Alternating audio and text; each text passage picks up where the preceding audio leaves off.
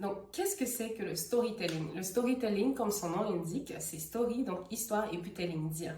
Donc, le storytelling, c'est le fait de raconter une histoire, raconter des faits, de sorte à connecter d'une manière personnelle et humaine avec d'autres personnes.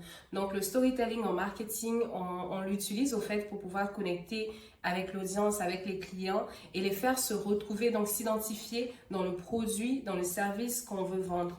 Donc ici, ce n'est pas juste raconter une histoire farfelue, un peu tirée par les cheveux, mais c'est essayer au fait d'être le plus naturel et réaliste possible afin que le client puisse voir que dans sa vie de tous les jours, votre offre ou votre service ou votre produit peut être utilisé. D'abord, le storytelling va aider à répondre à la question du pourquoi. Donc, pourquoi est-ce qu'une personne devrait utiliser votre produit? On dit souvent en entrepreneuriat, en fait, lorsqu'on veut commencer, on dit souvent qu'il faut trouver un problème et avoir la solution à ce problème-là. Donc, ça, c'est vraiment les bases pour tout entrepreneur. On ne peut pas se lever comme ça et puis dire, ben, moi, je veux vendre des nuages et essayer de les vendre à tout le monde. Non, vous devez identifier sur le marché un problème et essayer de résoudre ce problème-là. Donc, le storytelling, ça va permettre, au fait, de pouvoir identifier un problème chez une personne et de pouvoir démontrer au fait, aider vos clients à voir que votre produit encore ou votre service offre la solution à ce problème-là. Donc, comment ça se fait? Par exemple, si vous êtes un magasin qui offre des chaussures pour personnes qui ont mal aux pieds ou qui ont des douleurs dans les articulations, dans les genoux, et que vous voulez mettre de l'avant votre produit. Donc, comment est-ce que vous allez utiliser le storytelling pour le faire? Donc, vous allez par exemple aller voir une personne qui aura peut-être déjà utilisé votre produit ou qui aura eu un échantillon. Donc, vous allez voir cette personne-là et lui faire utiliser ce produit-là sur une certaine période et après recueillir ses informations, ses appréciations.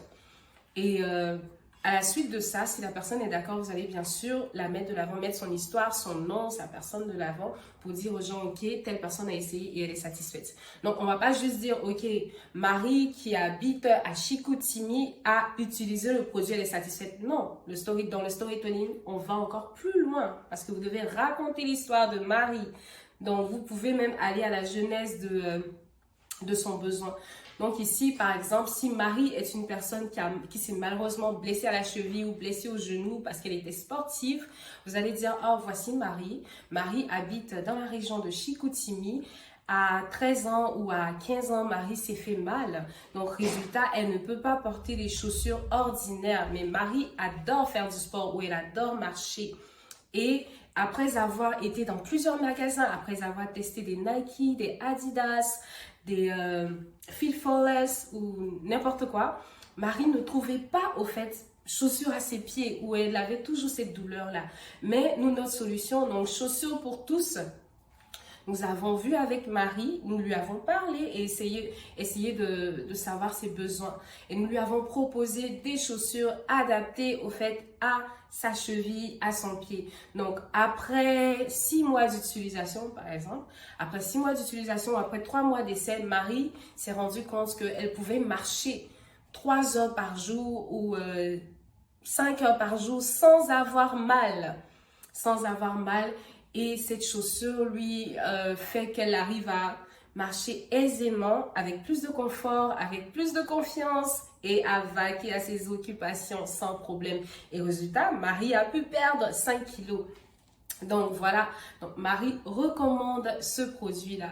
Et là, j'ai raconté cette histoire à la 3e personne, mais ça pourrait être Marie elle-même qui raconte son histoire. Et c'est un peu ça le storytelling. Donc vous pouvez le faire soit pour vos produits ou soit pour toute autre chose que vous désirez offrir. Donc c'est vraiment faire en sorte qu'une personne se dise, ok, ah c'est vraiment aussi, j'avais tel problème par le passé, je veux vraiment tester ce produit ou cette solution parce que ça peut m'apporter de l'aide, ça peut peut-être changer ma vie. Donc c'est ça le storytelling en marketing. Mais ici, pour les blogueurs, les influenceurs, les coachs et tout, on va utiliser le storytelling d'une toute autre manière pour être un peu personnel, pour pouvoir connecter un peu, comme j'ai dit tantôt, avec notre audience. Donc ici, il s'agit d'être vulnérable, d'être ouverte et puis de vraiment former un lien avec notre audience. Donc on va peut-être vous raconter une partie de nos vies, une partie de nos expériences qui qui se connecte un peu avec le produit, la formation ou le thème que nous offrons. Donc ici, par exemple, lorsque je vous parle du fait que voilà, Covid m'est encouragé à créer ma propre plateforme, ça c'est du storytelling. Donc je peux quitter là-bas et demain vous dire, ok, je vous raconte comment est-ce que j'ai rencontré, je sais pas moi, comment est-ce que j'ai rencontré Drake. C'est du storytelling ou comme les gens aiment l'appeler story time. Donc chacun y va au fait de ses intérêts pour le storytelling, mais ça peut être aussi un puissant en fait outil de vente. Mais encore une fois, le storytelling n'est pas fait pour mentir, on va pas raconter du n'importe quoi, on va pas se lever pour raconter des faits qui n'ont jamais été, parce que si vous faites ça, on va vous attraper. Donc dans le storytelling, c'est vraiment d'être le plus vrai possible, le plus réaliste possible et de permettre à vos clients de voir au fait comment utiliser votre produit, de savoir quel effet ça fait de l'utiliser et de se dire ok, ben j'aime cette marque-là, j'aime la manière dont ils travaillent et si ce produit-là a pu répondre aux besoins de telle personne, ben c'est clair que ça pourra aussi répondre à mon besoin. Donc ça va être tout pour aujourd'hui, c'est encore Clémence et vous êtes sur Esprit Marketing et à très bientôt.